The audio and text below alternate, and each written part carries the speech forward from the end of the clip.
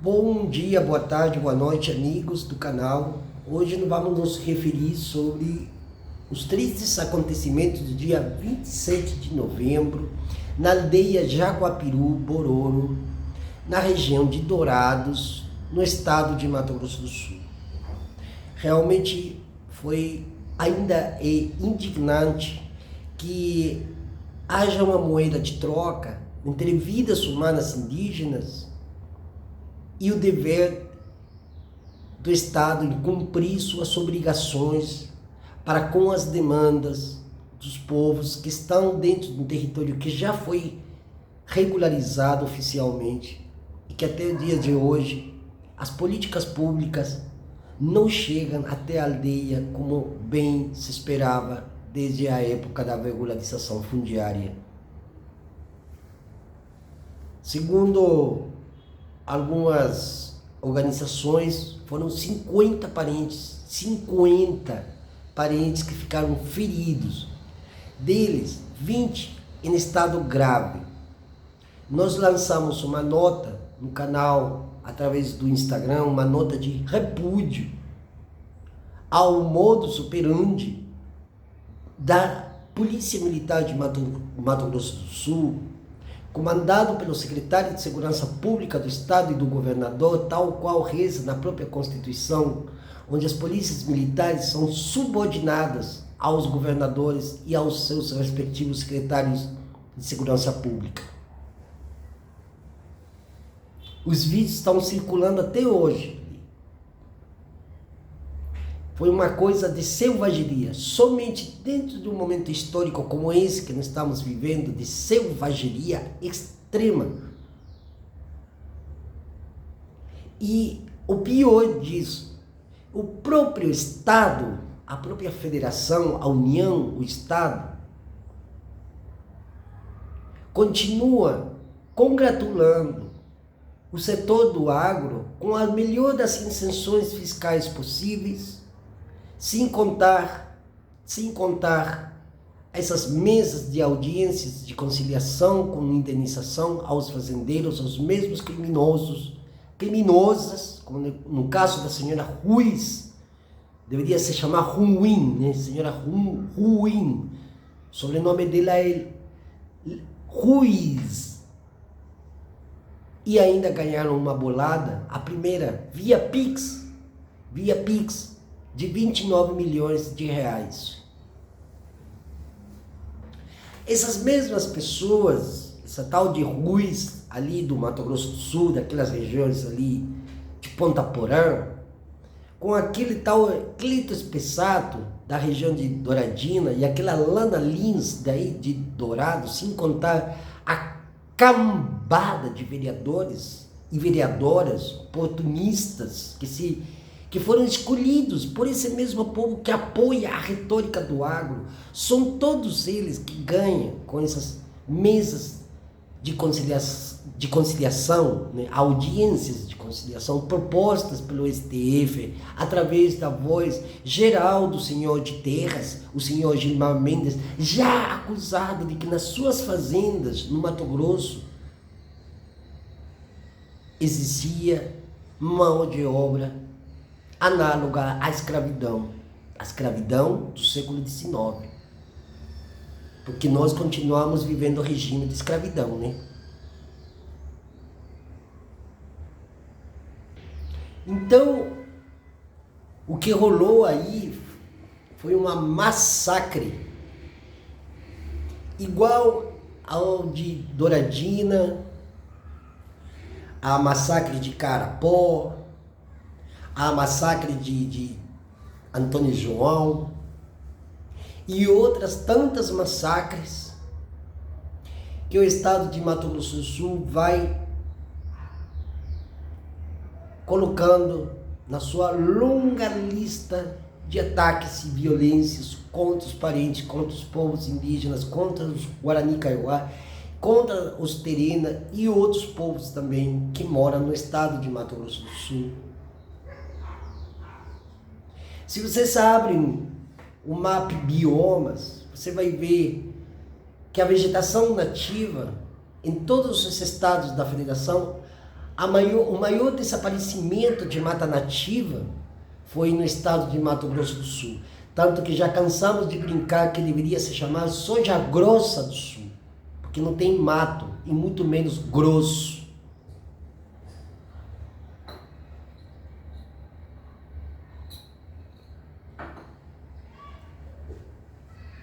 E aqui a pergunta que fica: até quando que nós vamos ter moeda de troca na qual parentes vão tombar, irem a óbito, outros tantos alvejados, feridos? Tem fotos aí circulando, tem um monte de fotos. Inclusive eu vou pedir para um camarada aqui se ele quer unir todas as fotos e os vídeos que me chegaram, inclusive das próprias lideranças da região, para passar aqui no nosso canal completo. Temos inclusive o rosto de um dos policiais que adora atirar em crianças. E já foi, pelo menos dessa vez, já foi identificado. Porém, bem como colocou numa postagem que vi do Dr. Maurício Terena, lá de Brasília, um parente que eu conheço, advogado, faz parte também da jurisprudência indígena, a gente não pode aceitar mais essa moeda de troca.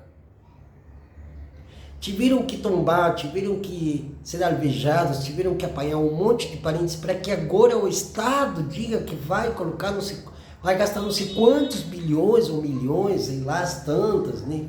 Porque o Estado só se resume ao capital.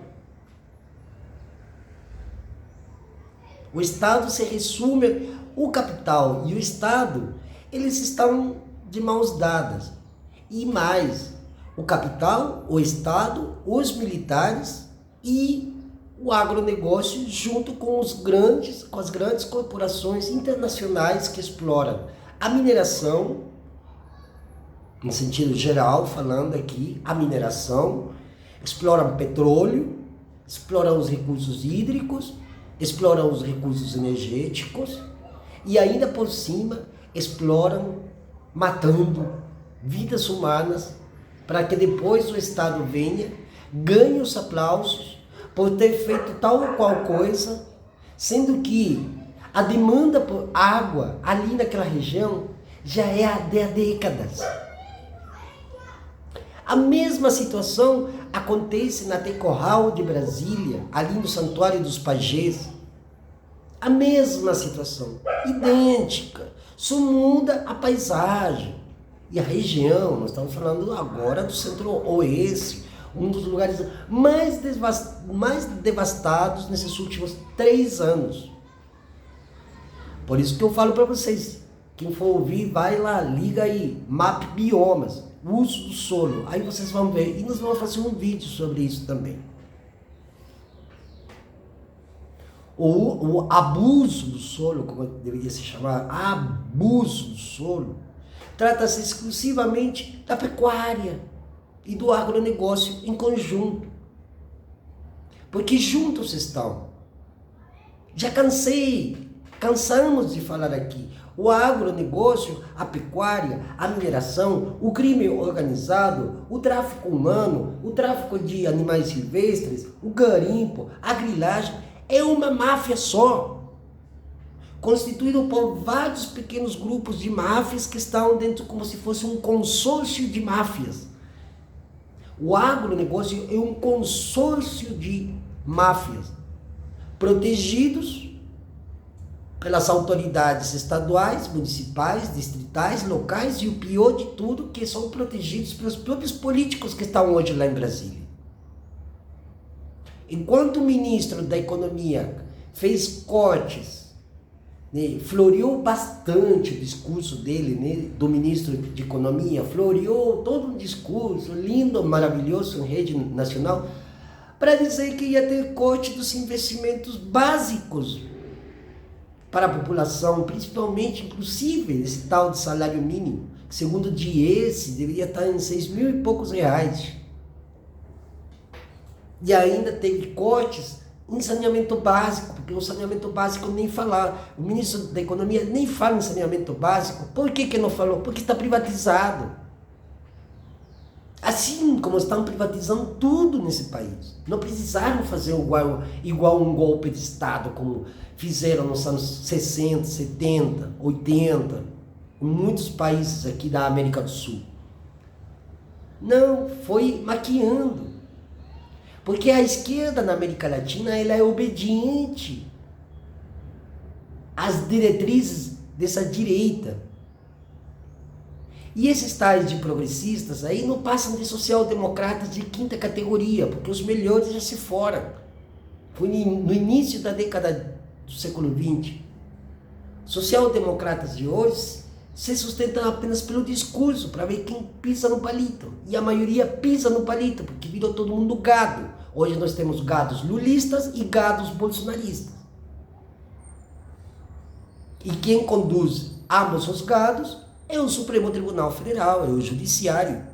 Ele sabe conduzir, porque quem manda aqui são as elites, e as elites têm seus representantes na área do Judiciário.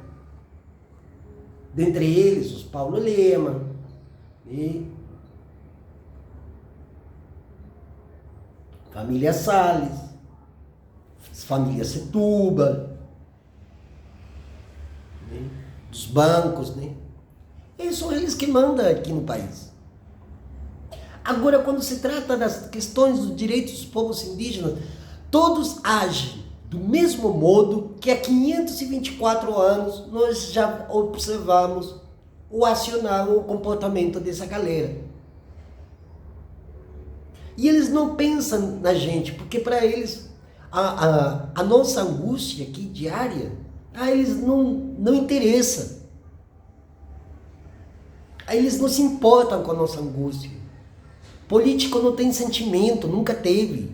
Ele tem interesses, que é diferente. Sentimento não tem. Sentimento temos nós, que derramamos lágrimas às vezes aqui, sozinhos, por causa dessas estripúlias, conduzidas pelo governo do estado de Mato Grosso do Sul, neste caso dos Guarani Kaiowá, e afiançado pelo poder do estado e da União. Por que lá em Roraima, que leva mais de 30 dias fechando estradas, não acontece isso? Porque não há conluio, eles não querem conluio mais com os estados, cansaram, tem povos que já cansaram de acordos, de convênios, de conciliação, pacificação, já estão cansados. Os povos do norte do país estão cansados, os povos do sul do Brasil estão cansados, porque todos os acordos sempre são quebrados, sempre são rompidos, nunca são do jeito que está nas cláusulas. Porque branco já está acostumado a fazer isso. O próprio branco já, inclusive, traiu ao seu próprio povo branco. Branco que estou falando, branco de pele mesmo. Branco de olhos azuis, poderosos, né?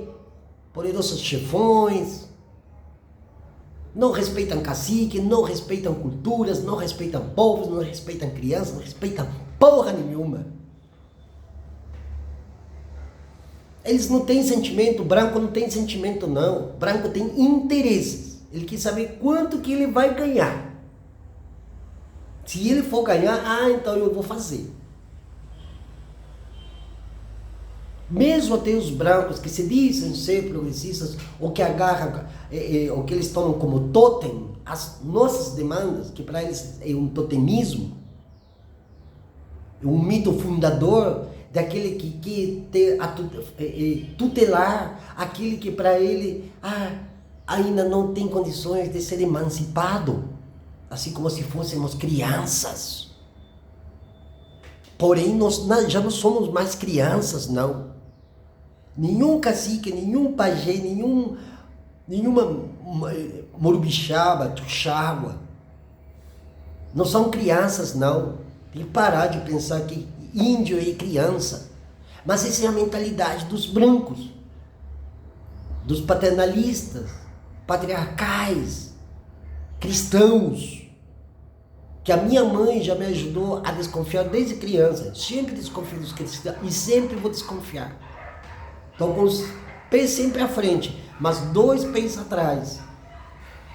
Quer dizer que o terceiro é um pé fantasmagórico.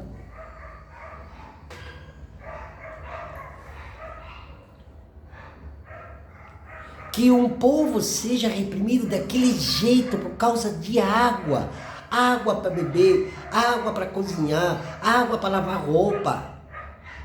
Que é a mesma água que os senhores que trabalham hoje no Estado, no Judiciário, no Legislativo, no Executivo, utilizam para também os mesmos fins.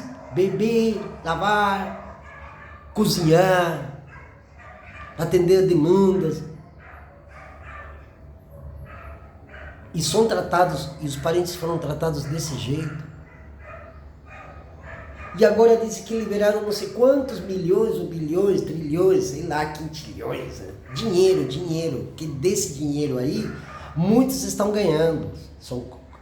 Qual que é a minha comissão desse tal de milhões para fazer poços para esses índios ali? Eu quero a minha parte. Porque esse é o pensamento dos brancos, sempre foi assim. Aliás, quem quiser me contestar vai ter que aprender a ler muito bem o latim e os modos portugueses e espanhóis de escreverem seus requerimentos a partir do século XVI, desde que chegaram aqui, invadiram, mataram, violaram, massacraram. E o mesmo que nós vemos até hoje. Aliás, se vocês começam a analisar os vídeos, da forma como a polícia se posiciona, como ela ataca, como ela... É igual que os soldados dos colonizadores, dos conquistadores e toda aquela leva de gente da pior espécie que veio parar nessa porra que ainda chamam e ainda muitos se sentem orgulhosos de dizer que são parte da América Latina, são latino-americanos. Um orgulho falaz, entediante e asqueroso, porque são esses mesmos que nos atacam, porque a população, a maioria da população não quer saber nada de coisa de índio, não. No 4º Congresso Internacional que houve no Rio de Janeiro, ficou muito claro isso. A população é contra nós, é contra os indígenas, é contra os Guarani Kaiowá. Aliás, querem saber de uma coisa? Quando a gente esteve lá em Douradina, quando a gente esteve lá na retomada Panambi-Lagoa Rica, inclusive eu tenho um relatório de 125 páginas pronto para ser editado e lançado, a gente viu como até o miserável, que mal tem aonde viver, aonde morar, mas ele é aliado do agronegócio. Porque é essa mentalidade do povo brasileiro hoje, se aliar àquele que é o seu carrasco. E pior, se sente orgulhoso de seguir essa retórica daquele que oprime, que mata, que alveja, que massacra, que vem com truculência. Essa é a população que mora lá naquelas regiões do Mato Grosso do Sul, que são a maioria, porque são iletradas, porque são ignorantes, analfabetas, e porque acham que chegaram naquela região durante os anos 40 e o grandioso governo de Getúlio Vargas deu as terras para eles. E hoje, já ouço ouvir ainda da própria voz dos parentes dos erros do Estado. O Estado nunca esteve, ele não foi construído para errar. O Estado é isso que é até hoje, porque é desse jeito que suas bases foram assentadas, dentro dessas bases, dentro desse arcabouço conceitual e desse arquétipo de pragmatismo que nós vemos do funcionamento do Estado para com as demandas e reivindicações, não apenas dos povos indígenas, como também da população, de modo geral. E a nossa indignação não é o papel de quem é funcionário e fala em nome do governo. A nossa indignação é justamente saber, como a gente sabe aqui, porque a gente tem os passarinhos que cantam todo dia, de manhãzinha, bem cedo já estão cantando na janela aqui, ó. E comentam o que se urge, o que se trama, o que se arquiteta nos corredores lá em Brasília. Eles já sabiam da demanda do povo que mora naquela que ainda vergonhosamente chamam de reserva, como se estivessem nos Estados Unidos, na Austrália, na Nova Zelândia. Porque é isso que eles querem. Eles querem colocar todos os indígenas numa reserva. E reserva é sinônimo de campo de concentração? Sim, senhor. Sim. Reserva é sinônimo de campo de concentração, que ao mesmo tempo pode se transformar a qualquer momento num campo de uma tentativa de extermínio, como a gente viu no dia 27 de novembro.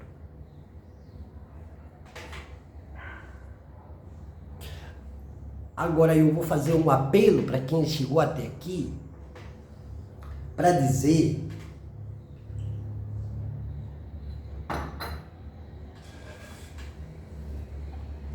que se o movimento indígena não se ergue dentro das ciências promovidas por aqueles funcionários que estão hoje lá em Brasília, se o movimento indígena de Pindorama, do que os brancos chamam de Brasil, com aquele esse do signo do dólar, né? Porque brasileiro só pensa em dólar. Pindorama. Se o movimento indígena de Pindorama não se reconstrói de zero, isso vai acontecer eternamente, ou vai se perpetuar enquanto ainda haja indício de vida humana nessa tragédia chamada Brasil, nessa enorme tragédia e devastação chamada América Latina, que é justamente seu nome, América Latina, assim como Brasil, Chile, todos os nomes que os brancos colocaram, é realmente a denominação de um modo de visão de mundo, de um modo de subjetividade que chegou até os dias atuais com os mesmos modelos de colonização com os quais chegaram a partir de 1492 e no Brasil, no caso específico, em 1500.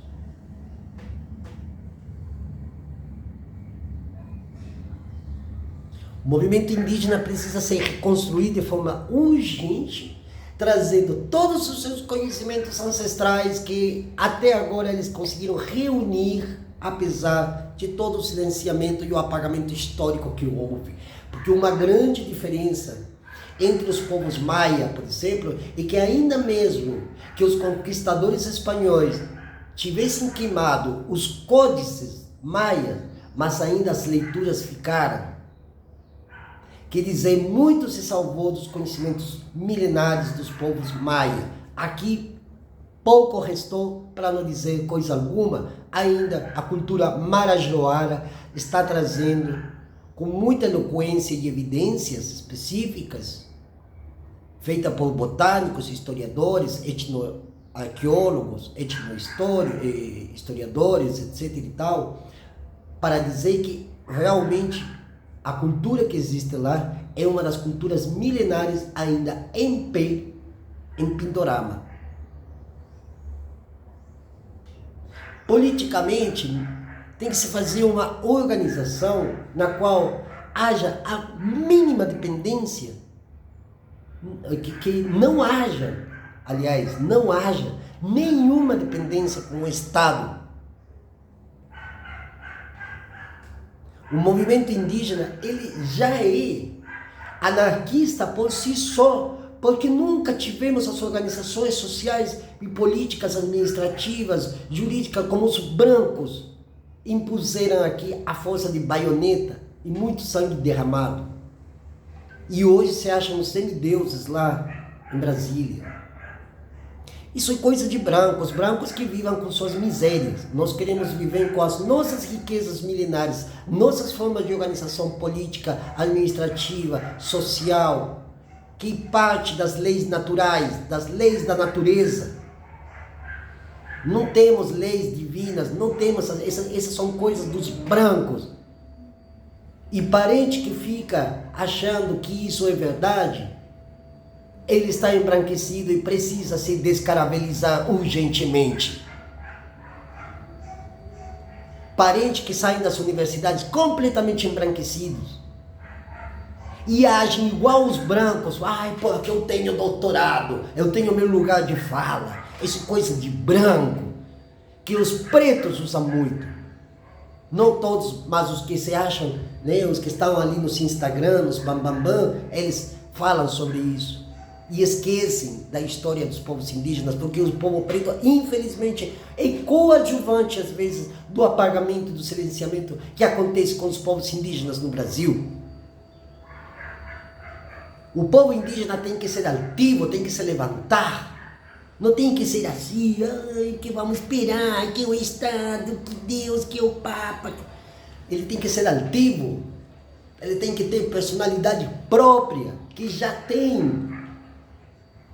O movimento indígena precisa se levantar, se erguer para fazer o levante e declarar algum território do Brasil, território independente desse modelo branco, assassino, criminoso, e que não traz solução nenhuma, nem para os próprios. Isso que o movimento indígena deveria estar nesse momento, ao invés de ficar de picuinha como fica, que isso é coisa de branco. Quem gosta de fofoca e de picuinha é coisa de branco.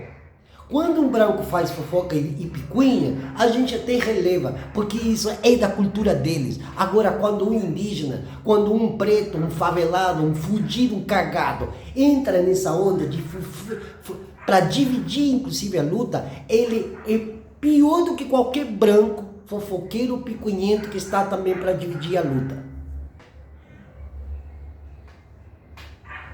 Os parentes não precisam se desembranquecer, precisam se descaravelizar, tirar a caravela que tem aí. Se bem todos nós podemos ter alguns comportamentos, digamos assim, etiquetas sociais que precisamos mostrar, porque a gente, quando está em contexto urbano, a gente não vai fazer as coisas quando a gente está na aldeia, né? Óbvio. Porém, no nosso interno, sabemos que tudo isso que a gente vê do nosso corpo para fora, isso é coisa que não nos pertence.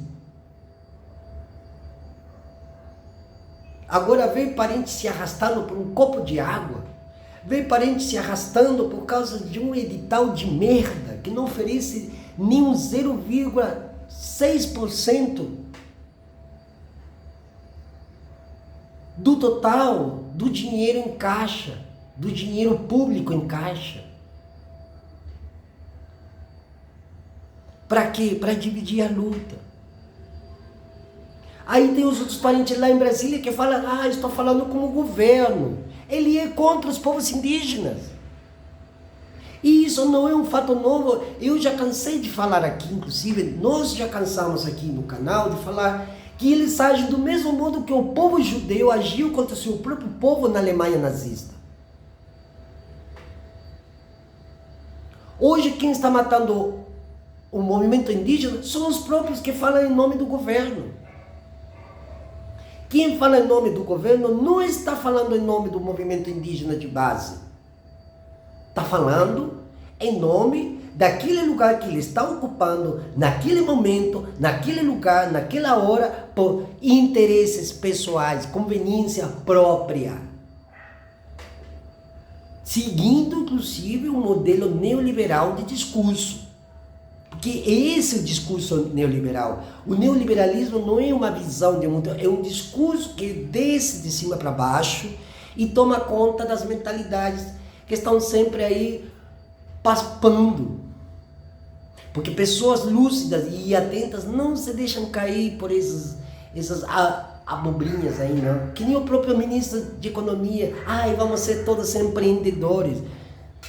Para ele que é da classe média alta, que fala como USP, porque ele é uspiano e esse é a linguagem da USP, né? Essa é a linguagem dos uspianos, daquele que estão, né?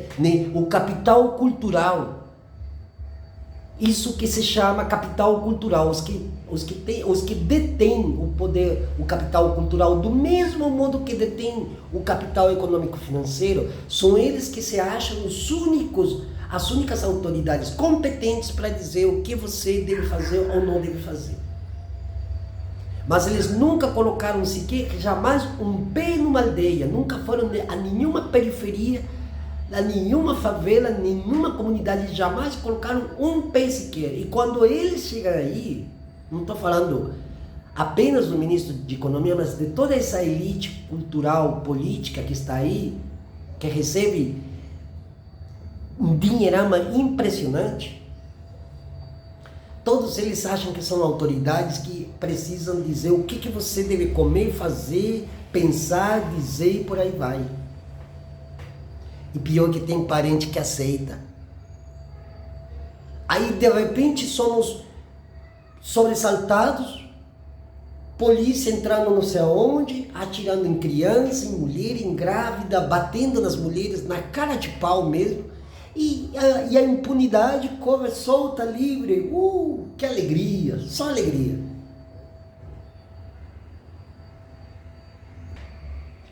E assim a gente poderia passar horas falando sobre isso. Quando os direitos dos povos indígenas ficam apenas na tutela do sistema judiciário, a situação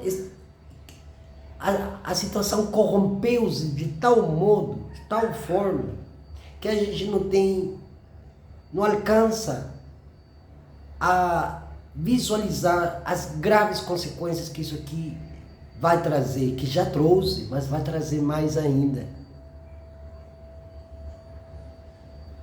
E uma das consequências é que a violência no campo está aumentando a cada dia que passa. Os ataques às aldeias em todo o território nacional está acontecendo. Há uma guerra civil em curso no interior do Brasil, esse interior abandonado, desamparado por esse Estado que diz que cuida de não sei quem, de não sei quantos. E eu não sei por o montante que eles vão fazer tal tarefa. Vocês lembram da questão Yanomami, que foram lá fazer uma roda de imprensa, né? Essas reuniões, né? Mostrando que iam fazer um prédio, um edifício, não sei aonde, lá em Boa Vista, para tratar da questão dos Yanomami e tal. Deu em nada. Mas deu certo os 40 bilhões de isenções fiscais que o agronegócio ganhou a partir do seu desdobramento, que é o tal dos defensivos agrícolas. Que nada mais é do que o napalm usado pelos americanos durante a guerra do Vietnã e que foi utilizado para provar se esse tipo de agrotóxico, como chama hoje, dava certo para matar os povos originários do Vietnã que protestavam contra a invasão americana naquela época. O mesmo napalm que foi jogado lá é o mesmo que inclusive concentra os inseticidas da Baia, que você adora, dona de casa, comprar para matar os coitados dos bichinhos que moram dentro da sua casa. E é o mesmo napalm que é usado para pulverizar, não importando se tem criança, mulher, idoso, gente, cachorro, gato, plantas, árvores, pássaros. E pulverizam, e o Estado olha para lá.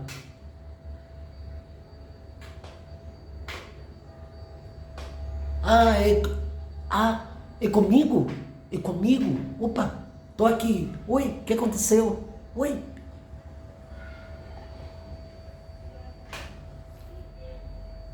Esse é o atual estado de coisas. Esse é o atual estado de coisas. Isso que está acontecendo.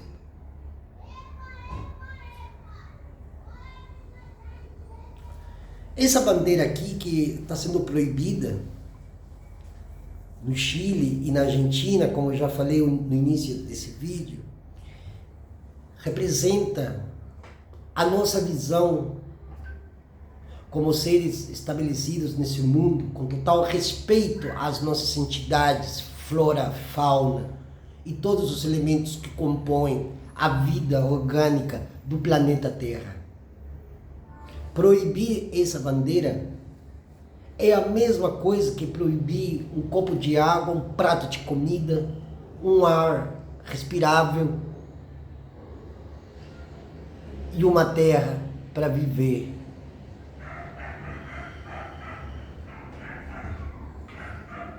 Quando os parentes Guarani Kaiowá já tinham denunciado desde segunda-feira que estariam, desde semana passada que eles estariam fazendo um movimento, protestando, porque estavam sem água, e desta vez estavam sem água mesmo. E o pior é que não está chovendo, porque o agronegócio desmatou tudo no Mato Grosso do Sul, acabou com tudo que vocês imaginarem.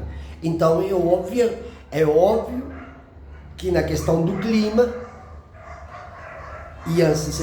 ia reverberar essa mega devastação do agro. Tem até os cachorros aqui latindo aqui. Por isso que não chove no estado de Mato Grosso do Sul como deveria estar chovendo. Nem aqui em São Paulo está chovendo como deveria, porque a Amazônia está queimando, Marabá está queimando, Altamira está queimando, Parintins está queimando, e ninguém está falando nada, porque ninguém está nem aí. Porque está esperando que o Estado faça alguma coisa, que o chefe do executivo, aquele Deus, né? Aquele mito fundador, faça alguma coisa. E ele faz. O que tem feito até agora ele? Aumentar o poder de guerra do agronegócio, aumentar o poder de guerra das milícias, aumentar o poder de guerra dos governadores de todos os estados do Brasil, aumentar o poder de guerra da própria política contra o próprio cidadão, através do terrorismo econômico e do terrorismo ambiental. E assim é que nós estamos. E assim vamos goela abaixo. Quem vai ser o próximo indígena que vai morrer agora? Em troca de quê? Qual vai ser a moeda de troca? Porque o que aconteceu lá em Antônio João foi uma moeda de troca. Mataram 2 parentes lá e deram para os fazendeiros quase 150 milhões de reais. E já receberam 29 milhões via Pix. Pode uma coisa dessas? A gente aqui querendo pedir 5 reais, 10 reais para apoiar o canal, para a gente poder estar nas retomadas, a gente poder ir para um monte de comunidades que a gente está sendo chamado. A gente está querendo ir, inclusive, ir para Atiguaçu, para ver os parentes lá. E a gente não consegue, mal a gente consegue sobreviver. Mas se eles ganharam via Pix do Estado 29 milhões de reais, assim, ó. Imagina se você, caiu 29 milhões no seu Pix.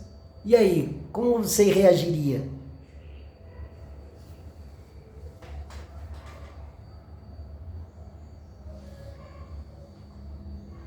É muito relutante dizer que a gente vive numa angústia constante, porque não sabemos que o Estado neocolonial, ele age do mesmo modo que já agiu sempre, usando-se agora das novas tecnologias e dos novos modus operandi, para poder agir de uma forma mais eficácia, que a eficácia é uma programação neurolinguística para aventar o discurso neoliberal do atual governo, que todos, inclusive, até a gente ajudou a colocar ali no poder. Imaginem-se como a gente se sente.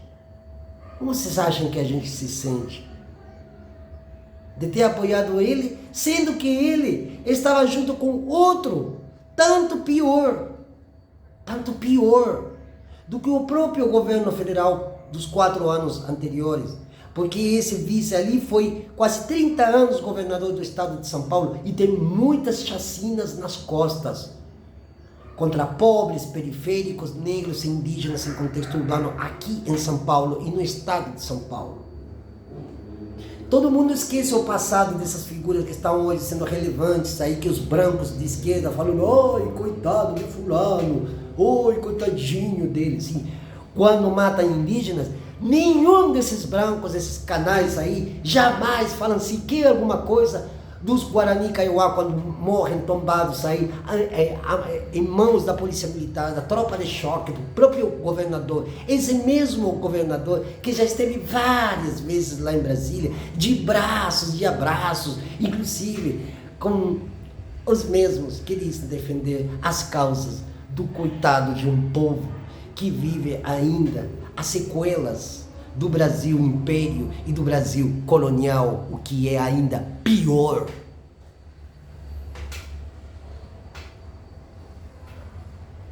Por isso eu falo para os parentes principalmente e para os aliados, aliadas que estão junto da nossa luta, que tem muitos que são firmeza e que eu chamo de parentes, porque o não indígena, que eu não gosto disso de chamar de não indígenas, mas esse não indígena, quando entra junto na luta junto com a gente, para a gente é parente, porque ele sabe que a luta indígena não é a luta para os indígenas, é a luta pela vida, pela tua vida, inclusive pela vida desses canalhas que atiraram contra os indígenas lá em Dourados.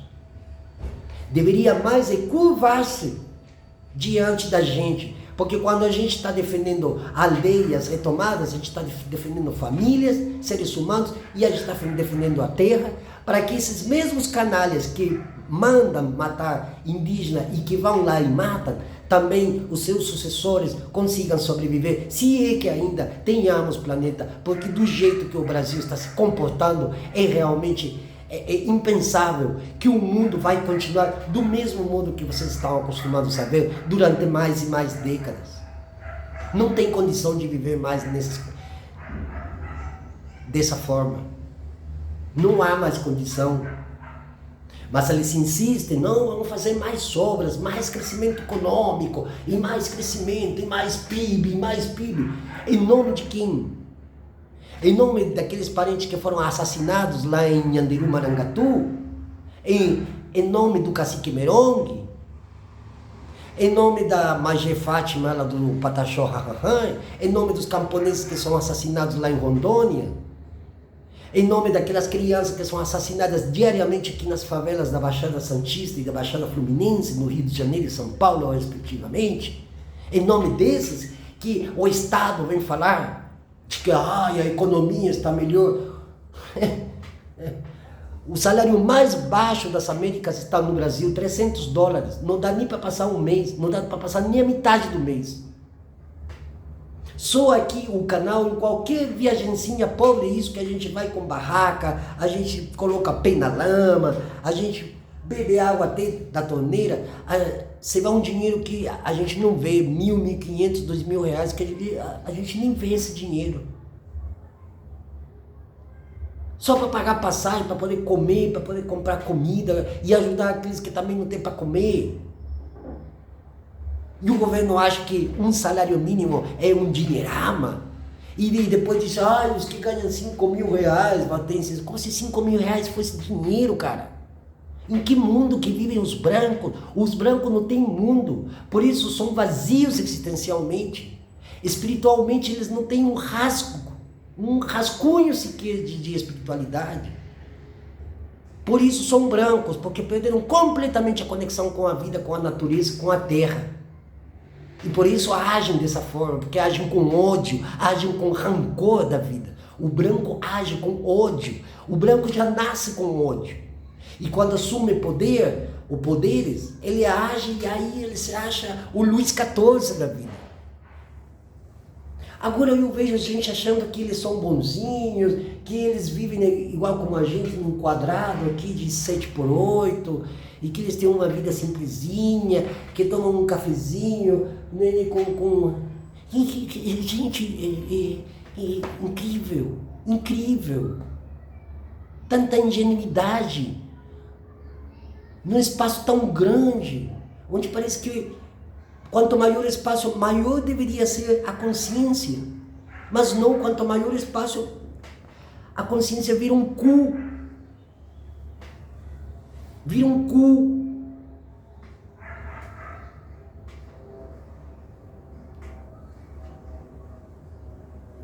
É indispensável pensar nas coisas que são as coisas básicas da sobrevivência, da subsistência humana, porque sobrevivência é coisa dos brancos, eles que estão acostumados, eles já viram acostumados da Europa assim, a sobreviver, e olha lá.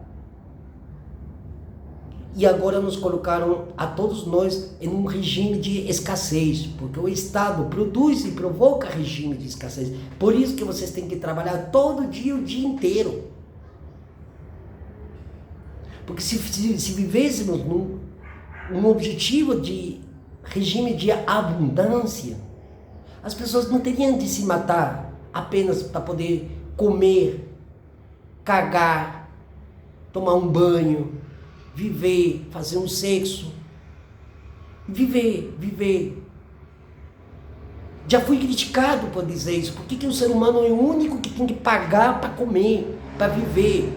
Os pássaros vivem, fazem seus sexos, vivem suas vidas, voam, reproduzem mais passarinhos e vivem, simplesmente vivem. O ser humano não.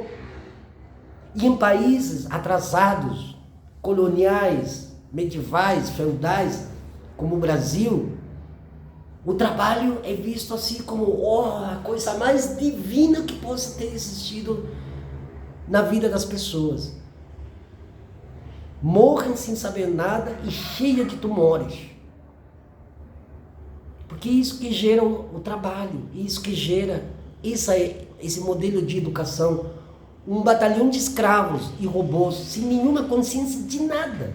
E se já eram vazios existencialmente desde que vieram no século XVI, agora o vazio existencial é marca d'água de quem sai de uma universidade, e de quem diz que está falando em nome do governo, e de quem diz que eu defendo meu lugar de fala, o discurso competente. Vazios, são pessoas vazias, existencial e espiritualmente.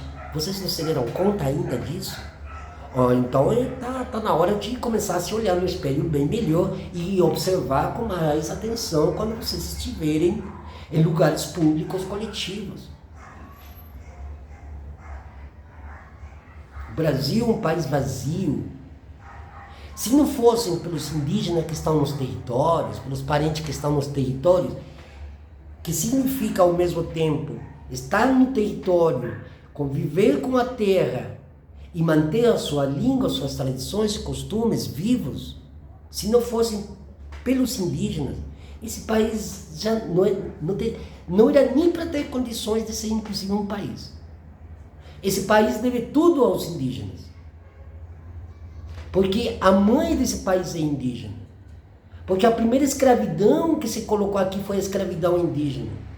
Porque os primeiros que foram alvejados, mortos e massacrados, como ainda são hoje, são indígenas. E da mesma forma como foram alvejados, massacrados, perseguidos, golpeados, lá em Dourados, é assim que começou a história do Brasil. É exatamente o retrato perfeito do que é o Brasil. Sinônimo de extermínio, sinônimo de devastação e de respeito nenhum às vidas humanas que estão fora desse discurso competente, que estão fora do Estado, que estão fora dessa bolha acadêmica, que está fora daqueles intelectualoides que ficam falando. Não há respeito nenhum. A palavra respeito aqui... E eles exigem respeito? Você tá tirando favela, né, mano? Eles querem respeito. Eles querem que eu respeite eles. Tá tirando favela, mano.